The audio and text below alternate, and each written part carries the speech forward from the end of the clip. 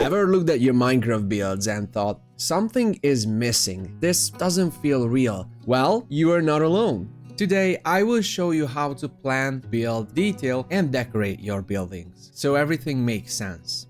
Hey everyone, I am Azu. I have been building in Minecraft for over 12 years now. From cozy cabins to massive cities, each build challenged me to find my own system. Over time, I developed simple questions and patterns that help me make every block count. And today, I'm giving it all to you. So, grab your word, take notes, or build along. And remember, make it make sense. Why should you care? Well, I don't just build random stuff. I build stories, I build places that feel alive, and you can too. You should also follow along if you want to hear useful tips and tricks, and have some good ideas or schemes to build in Minecraft survival and creative.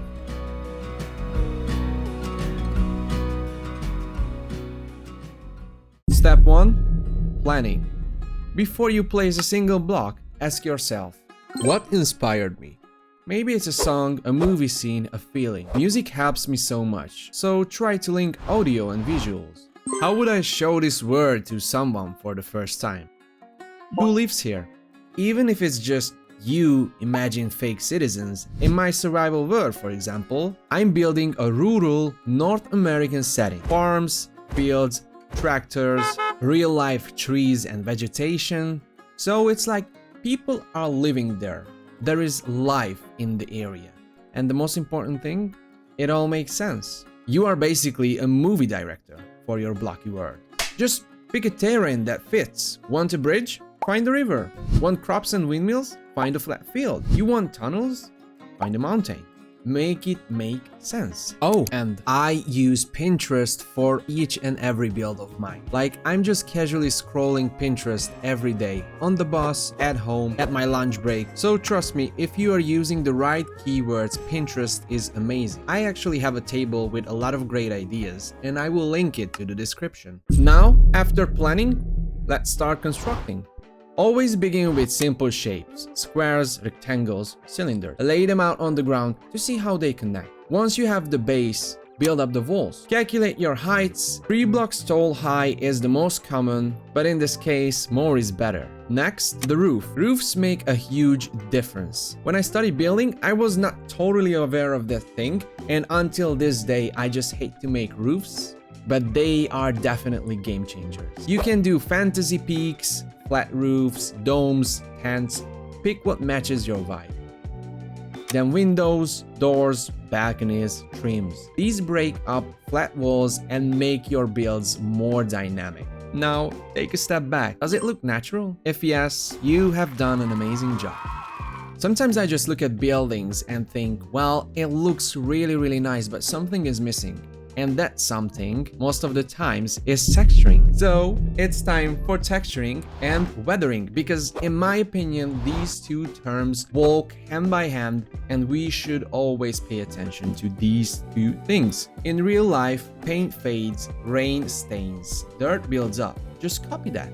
Just copy real life. Some key areas to focus on when weathering and texturing. You should focus on below roof areas, around windows and doors, walls, edges, and base layers, and the most important thing, what I have just mentioned before, roof tiles. You can add the drips, you can add moss, you can add chipped bits. These are just basic suggestions, and only your imagination can break through the glass ceiling. You have to also consider that texturing and weathering is 2 different layers. So, first of all, you can just say that you have a flat wall. You want to put shadows on it, you want to put highlights on it. So, you know, if there is a place which is more exposed to the sunlight, then it can be a bit more highlighted. And if there is an area which is not as exposed to natural light, then you can just put shadows, darker blocks. And then you can decorate the surrounding.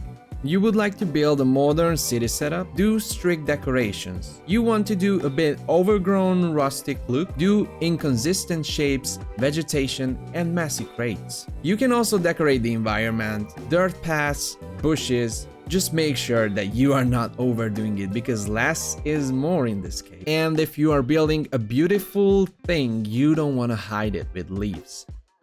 And the last thing, the interior. Inside matters too. Don't just slap a bed and chest down. Build furniture that fits the story. Use clay pots, banners, trapdoors, cozy corners. Feel like someone actually lives there. I want to mention someone because I just found this Instagram profile the other day, and I think that the tips and tricks and the ideas are amazing. And I just want to take the opportunity to introduce that clay pot, who is a pretty famous and skilled interior designer in Minecraft. So make sure to check that clay pot out for great interior ideas. If you want to make cozy corners feel like someone actually lives there, you will be at the right place. And again, what I want to add to this is the same rule. Just make it make sense.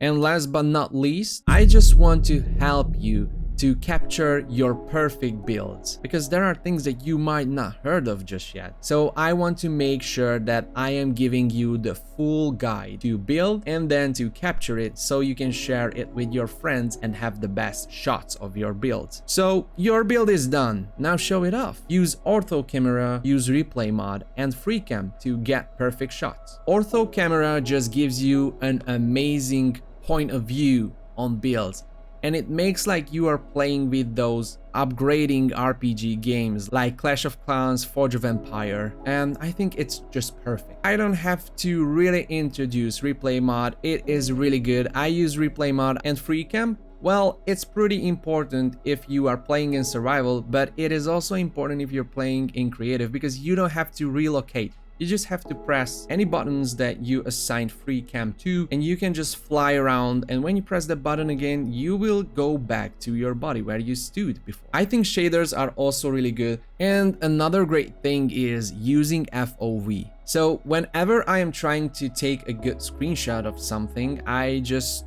lower the FOV to the lowest. You can just see how different it is, how more displaying the whole thing is than having the regular or high FOV. On my Discord, I shared free tools like palettes, gradients, and tools that help you make shapes like circles. I hope you feel inspired to plan better, build better, and make every block count. If you enjoyed this, make sure to subscribe and like the video, because it helps me a lot. And feel free to share your builds with me on Discord. I am happy to see everyone's builds. And for sure, if you have questions or you just want someone to review your builds, well, I think my Discord is the best place to post your builds. And now go and make it make sense. Bye bye.